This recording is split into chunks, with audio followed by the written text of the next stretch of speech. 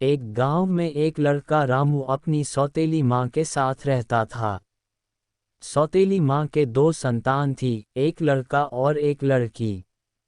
सौतेली माँ अपने बच्चों का ध्यान तो सही प्रकार रखती पर उसके लिए बुरा व्यवहार करती थी।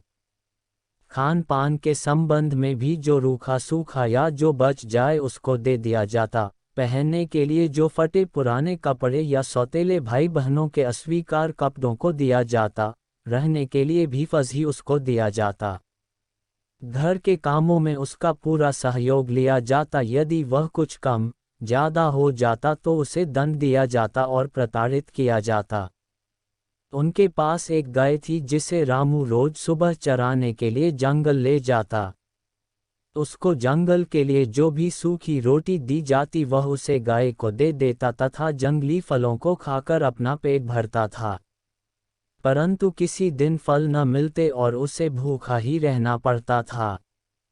पर जो रोटी सौतेली माँ के द्वारा दी जाती वह इतनी कठोर होती कि उसे खाना अब संभव न था।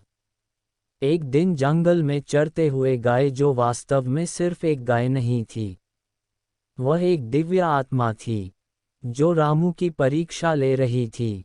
उस गाय के मन में आया कि क्यों न इस बालक पर हो रहे अत्याचारों से इसको छुटकारा दिलाया जाए, और यदि इस समय इसकी सहायता न की जाएगी तो यह ऐसे ही भूख से मर जाएगा।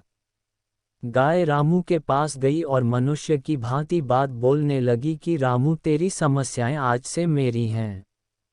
रामू के समझ में कुछ न आ रहा था कि ये कैसे संभव है कि एक गाय कैसे मनुष्य की तरह बोल रही है। परंतु उसके समझ में भी आ गया कि यह कोई दिव्य शक्ति ही है। तो उसने गाय की बातों पर ध्यान देना शुरू किया। गाय ने कहा कि जो सूखी रोटी तू मुझे देता है उसके बदले में आज से तुझे जो चाहिए वह सब उपलब्ध करा दूंगी। और बताया कि तुझे जो भी चाहिए वह मेरे कान में आकर बोल देना। रामू ने ऐसा ही किया। उसे भूख लग रही थी तो उसने गाय के कान में खाने की मांग की और उसी समय खाना उपस्थित हो गया। रामू ने भरपेट खाना खाया। ये क्रम रोज का चलता रहा। रामू गाय को अपनी माँ का दर्जा दे चुका था क्योंकि वही उसका संपूर्ण जीवन को व्यवस्थित कर रही थी। रामू गाय को सूखी रोटी देता और गाय उसके बदले खाना, लड्डू, पेड़े आदि स्वादिष्ट खाद्य पदार्थों को देती। धीरे धीरे रामू के स्वास्थ्य में वृद्धि होने लगी और उसके परिवार वाले उससे जलने लगे कि और सोच में पड़ गए कि यह एक सूखी रोटी खाने से कैसे हृष्ट पुष्ट हो रहा है। तो उसकी माँ ने एक दिन अपने बच्चों को रामू के साथ जंगल में भेज दिया और जंगल में जो घटना हुई तो उसके बच्चों ने सारी घटना घर आकर माँ को बता दी। इस पर माँ ने उस गाय के पास जाकर बहुत वस्तुओं की बहुत याचना की पर कुछ न मिला और उसे मारा पीटा गया पर कुछ न हुआ। इसलिए उसने विचार किया कि इस गाय को बेच दिया जाए। ग्राहक बुलाया गया। जैसे ही घर में गाय को लेने वाला आया तो गाय ने उसके सामने उग्रता का व्यवहार किया और उसे भगा दिया। वहां पर आया जितना भी समुदाय था उसने गाय को पीटा, साथ में रामू की भी पिटाई कर दी। उस रात को रामू ने सोचा कि इस तरह तो ये हमें मार देंगे और अब शायद सूखी रोटी भी नसीब न होगी। इसलिए उसने रात को भागने का फैसला लिया। रात होते ही गाय के पास गया और सारी योजना बताई। दोनों घर से भागने में सफल हो गए। जंगल में जाते ही उनके सामने रहने और खाने की समस्या प्रथम थी, परंतु वो चलते रहे। दूर पहुंचकर देखा कि एक जगह पर देखते हैं कि एक बड़े वृक्ष के नीचे 7 कुंड बने थे। उनमें किसी में दूध किसी में दही पड़ा था। वे आश्चर्य से चकित हो गए कि इस प्रकार के दूध के कुंड किसके होंगे। उसने आसपास देखा और दूध पीकर अपनी भूख शांत की और वहीं थोड़ी दूर जाकर अपने व अपनी माँ के लिए एक पत्तों की कुटिया का निर्माण किया। शाम हुई। रामू दूर किसी झाड़ी में छुपकर देख रहा था कि इस कुंड को आखिर कौन भर रहा है। तभी थोड़ी देर बाद वह देखता है कि वहीं दूसरी ओर से भैंसों का एक झुंड उस बड़े से वृक्ष के नीचे आया और विश्राम करने लगे। रामू सोच में पड़ गया कि यह भैंसों का झुंड यहाँ पर रहता है, पर इनकी देखभाल कौन करता है। रात को भी वह इसी बात को सोचता रहा।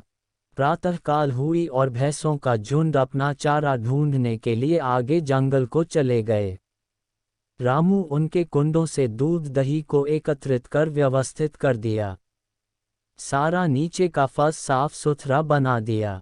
शाम हुई तो सभी भैंस शाम को घर आए तो देखा कि चारा चारों ओर साफ सफाई, वे आश्चर्यचकित हो गए। दूसरे दिन भी वही कार्य देखकर भैंसों ने निर्णय लिया कि जो व्यक्ति हमारे घर को साफ स्वच्छ रख रहा है उसे हम ढूंढकर उससे बात करेंगे। उन 7 भैंसों ने एक एक करके बारी लगा दी कि उस व्यक्ति को पकड़ना है। तो एक एक कर 6 भैंसों की बारी समाप्त हो गई पर उसे कोई पकड़ ना पाया। अंतिम भैंसा एक आंख से अंधा था तो उसने पानी पीने का बहाना बनाकर अंधे आंख से पानी की ओर देखता और सही आंख से चारों ओर नजर फैलाता। आखिरकार रामू को देख ही लिया और उससे पूछने लगा कि हमारी साफी की व्यवस्था कर कहाँ चले जाते हो? कौन हो तुम? इस पर रामू ने सारी कहानी बता दी। शाम होते ही सारा झुंड वहां आ गया और रामू से कहने लगा कि तुम हमारे साथ रह सकते हो। इस पर रामू ने कहा कि मैं अकेला नहीं हूँ, साथ में मेरी माँ भी है। तो इस पर भैंसों ने कहा कि इस बात पर हमें कोई आपत्ति नहीं है, हम सब साथ में मिलजुल कर रह सकते हैं। सभी भैंसें, गाय तथा रामू एक साथ जंगल में जीवन निर्वाह करने लगे। एक प्रातःकाल रामू वहीं पास में एक नदी पर स्नान कर रहा था। उसके बालों का एक गुच्छा नदी में बह गया और बहते हुए दूर नदी में चलता हुआ दूसरे राज्य में पहुंच गया। उस राज्य की राजकुमारी स्नान कर रही थी। रामू के बालों का गुच्छा उसे मिला तो वह ये सोचने लगी कि जिसके बाल इतने सुंदर हैं वह कितना सुंदर होगा। असल में रामू के बाल सुनहरे रंग के तथा मुड़े हुए घुंघराले थे जिस पर राजकुमारी मोहित हो गई। वह महल गई और अपने पिता राजा को बता दिया कि उसके साथ आज इस प्रकार की घटना हुई है और वह इस व्यक्ति से विवाह करना चाहती है जिसके सुनहरे बाल हैं। राजा अपनी पुत्री को बहुत चाहता था। उसने राज्य के सभी सैनिकों को आदेश दे दिया कि इस सुनहरे बाल वाले व्यक्ति को ढूंढकर राज्य में लाया जाए। सारी सेना रामू को ढूंढने के लिए निकल पड़ी और 1 मास व्यतीत हो गया पर रामू न मिला। थके हारे सैनिक एक दिन उसी जंगल में पहुंचे और रामू के झोपड़े पर विश्राम करने के लिए रुके तो रामू ने उन्हें जल, दूध और दही का स्वाद चखाया। तभी उसमें से एक सैनिक देखता है कि यह तो वही सुनहरे बालों वाला व्यक्ति है।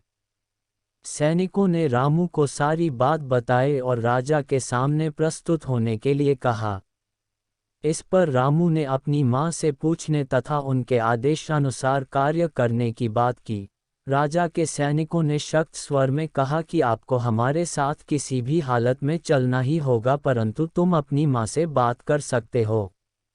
वह गाय जो उसकी अपनी माँ थी के पास गया और कहा कि राजा के आदेशानुसार उसे दूसरे राज्य में जाना पड़ेगा। तो उस पर उसकी माँ ने कहा कि वह राजा के आदेश का पालन कर तुरंत घर के लिए प्रस्थान करेगा। ठीक है, आज्ञा लेकर चल पड़ा।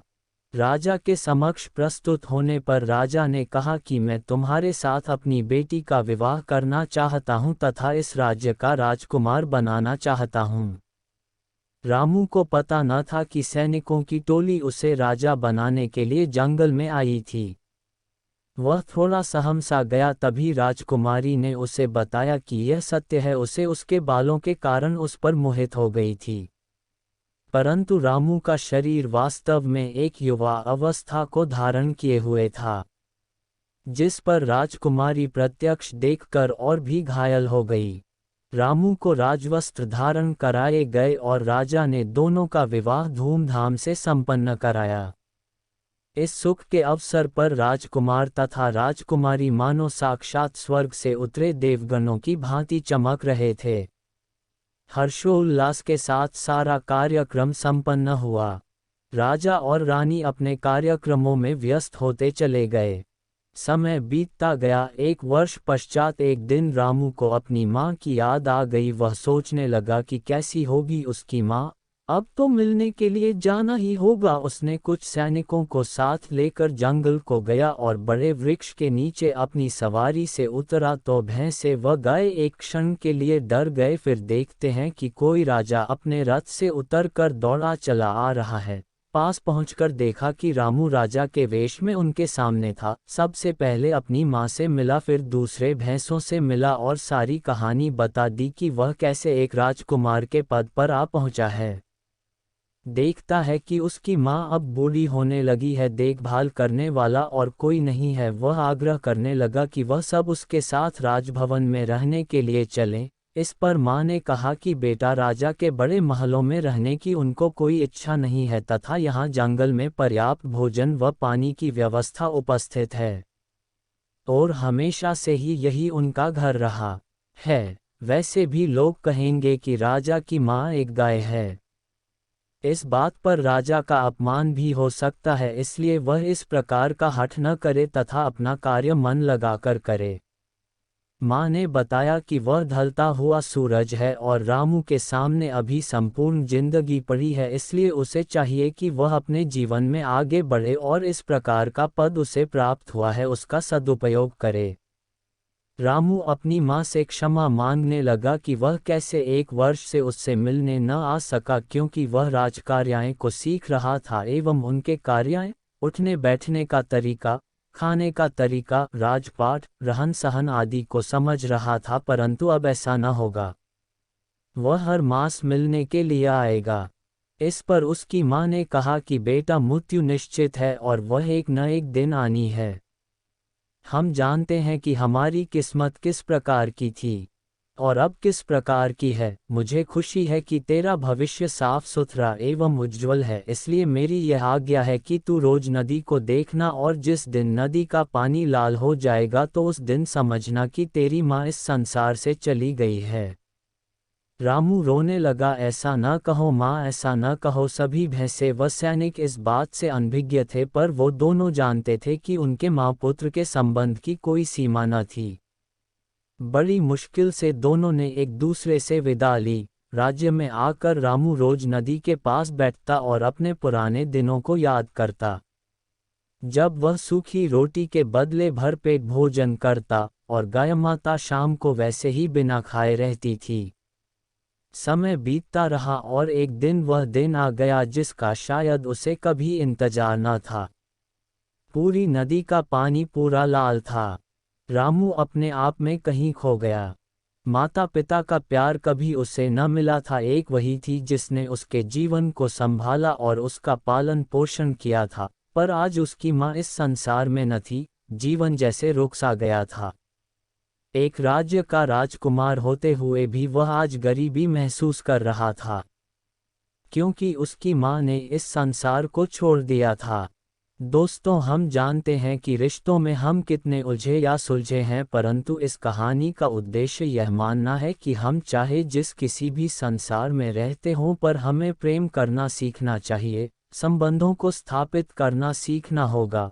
प्रेम का अर्थ यहाँ पर सिर्फ मानव व्यवहार के लिए नहीं है, वो है प्रकृति के लिए तथा संपूर्ण विश्व में जो भी वस्तु आपको दिखती है, उसका सिर्फ स्वार्थ के लिए ही उपभोग करना ठीक नहीं है।